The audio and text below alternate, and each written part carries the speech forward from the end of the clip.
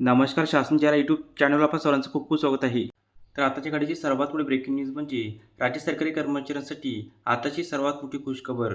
राज्य सरकारी कर्मचाऱ्यांना मिळणार 10 वर्षाची थकबाकी. त्या संदर्भात एपिसोडच्या माध्यमातून संपूर्ण अपडेट सविस्तरपणे पाहूया. मूकबधिर या प्रवर्गातील कार्य करणाऱ्या अशासकीय संस्थांना सहाय्यक अनुदाने वेतन निधी वितरित करण्याबाबत अंकुर कर्णबधिर निवासी विद्यालय कुसुबा तालुका जिल्हा धुळे 7वा वेतन आयोग फरक. महाराष्ट्र शासनाच्या दिव्यांग सक्षमीकरण विभागामार्फत अतिशय महत्त्वपूर्ण शासन निर्णय दिनांक 15 जुलै 26 रोजी निर्गमित करण्यात आलेला आहे. केंद्र शासनाने शासकीय कर्मचारी यांना दिनांक 1 जानेवारी 16 पासून सुधारित वेतन म्हणजे 7वा वेतन आयोग लागू करण्याचा निर्णय घेतला आहे.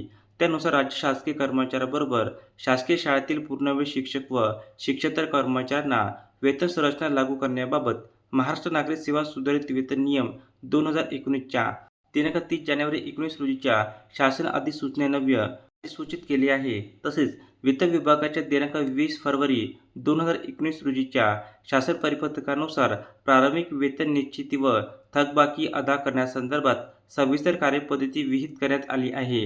त्यानुसार तत्कालीन सामाजिक न्याय व विशेष सहाय्यक विभागाच्या दिनांक 23 एप्रिल 2021 रोजीच्या शासन निर्णयानुसार दिव्यांग सक्षमीकरण विभाग अंतर्गत राज्यातील स्वयंसेवी संस्थेमार्फत चालविण्यात येणाऱ्या शासनमान्य व अनुदान प्राप्त अशासकीय दिव्यांगाच्या निवासी, अनिवासी विशेष शाळा, कर्मशाळा व मतिमंद बालगृहे यामधील पूर्णवेळ शिक्षक व शिक्षकेतर कर्मचाऱ्यांना दिनांक 1 जानेवारी 16 पासून 7व्या वेतन आयोगाची सुधारित वेतन संरचना मंजूर करण्यात आली आहे.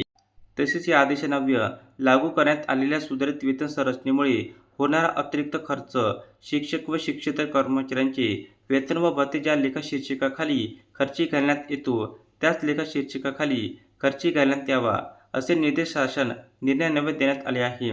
त्यानुसार आयुक्त दिव्यांग सक्षमीकरण पुणे यांच्याकडून विभागास प्राप्त अंकुर कर्णबधिर निवासी विद्यालय कुसुबा तालुका जिल्हा धुळे 7वा वेतन आयोग फरक प्रस्तावास अनुसरून मूकबधिर या प्रवर्गातील व्यक्तीसाठी कार्य करणाऱ्या अशासकीय संस्थांना सहाय्यक कार्यक्रम 36 सहाय्यक अनुदाने वेतन अनुदानकरिता पुढील प्रमाणे निधी वितरित करण्यात येत आहे. सदर निधी खर्चावर नियंत्रण ठेवण्यासाठी आयुक्त दिव्यांग सक्षमीकरण आयुक्तालय महाराष्ट्र राज्य पुणे हे नियंत्रित अधिकारी म्हणून राहतील.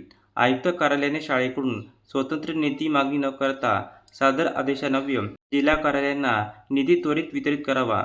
ज्या उद्देशासाठी निधी अनुदान मंजूर आहे त्या व्यतिरिक्त इतर खर्च करता येणार नाही. तसेच इतर लेखा शीर्षकाकडे निधी वळता करता येणार नाही. धन्यवाद.